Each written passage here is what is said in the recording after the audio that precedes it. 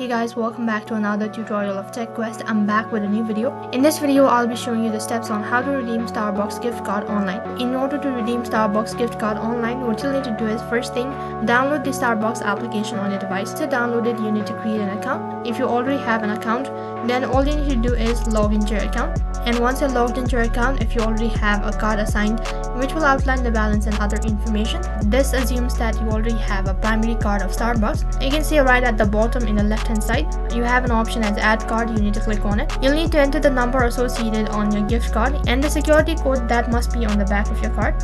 And once you're done entering the information, tap on add card, which is right at the bottom. Once again, you'll be redirected to the home page, and on this interface you'll be able to see the balance right on top. If you want the gift card to be separate, then what you'll need to do is, in order to keep the balance and the balance on your gift card separately, you need to click on details, which is next to your card.